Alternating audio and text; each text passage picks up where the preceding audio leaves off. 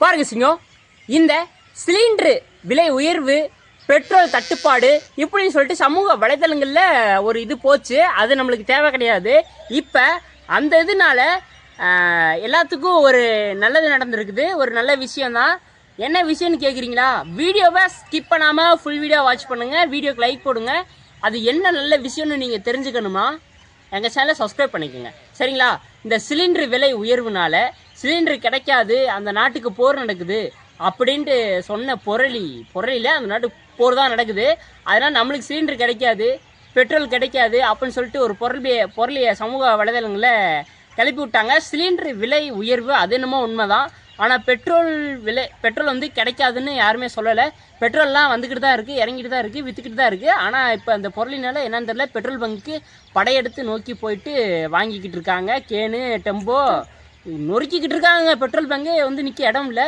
இப்போ இதில் என்ன ஒரு நல்ல விஷயம்னு கேட்டிங்கன்னா, எல்லாருமே பழைய காலத்துக்கு, அதாவது ஒரு 50 வருஷத்துக்கு முன்னாடி போயிட்டாங்க. என்னன்னு கேட்குறீங்களா? சிலிண்டர் விலை உயர்வுனால 50 வருஷத்துக்கு முன்னாடி போயிட்டாங்க. என்னன்னு பார்த்தீங்கன்னா, எல்லாருமே விறக தேடி நோக்கி ஓட ஆரம்பிச்சிட்டாங்க.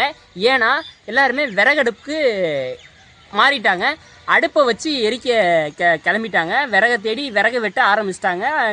இனிமேல் முள்ளு மரம்லாம் ஊருக்கு குளத்தாண்ட இருக்கும்ல, உரம் போட்டு வந்தது, அதெல்லாம் வந்து இனிமேல் இருக்காது. ஏன்னா முள்ளு மரத்தை பூரா வெட்டிட்டு விறகு எரிக்க போகிறாங்க. அடுப்பை தயாரிச்சிருக்காங்க. எங்கள் வீட்லேயும் கூட அடுப்பை வந்து தயாரிச்சிருக்காங்க. சிலிண்டர் பயன்பாடை குறைச்சிட்டு, சிலிண்டரை யூஸ் பண்ணாமல் இருக்க முடியாது, இருந்தாலும் சிலிண்டர் பயன்பாடை குறைச்சிட்டு அடுப்பை யூஸ் பண்ணதை தொடங்கிட்டாங்க. எங்கள் வீட்டு அடுப்பை நான் காட்டுறேன், பாருங்கள் சிங்கம். எங்கள் வீட்டு அடுப்பு பார்த்தீங்களா? எல்லாருமே சிலிண்டரை விட்டுட்டு இந்த மாதிரி பழைய மாடல் அடுப்பு, விறகு அடுப்புக்கு மாறிட்டு வராங்க. நீங்களும் இந்த மாதிரி விறகு அடுப்பில் சமைச்சு பாருங்கள். விறகை வச்சு டேஸ்ட்டாக குழம்புகள்லாம் இருக்குது. நீங்களும் வந்து கேஸ் அடுப்புலேருந்து கொஞ்ச நாச்சு விறகு அடுப்புக்கு மாறி பாருங்கள். விறகெல்லாம் கொண்டு வந்து எடுத்து போட்டிருக்காங்க.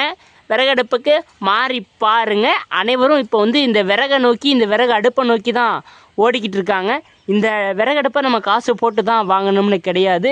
இது நம்ம வீட்டில் செங்கல் இருந்தால் போதும், செம்மண் இருந்தால் போதும், ஈஸியாக இந்த ஒரு விறகு அடுப்பை நம்ம வந்து செஞ்சிடலாம்.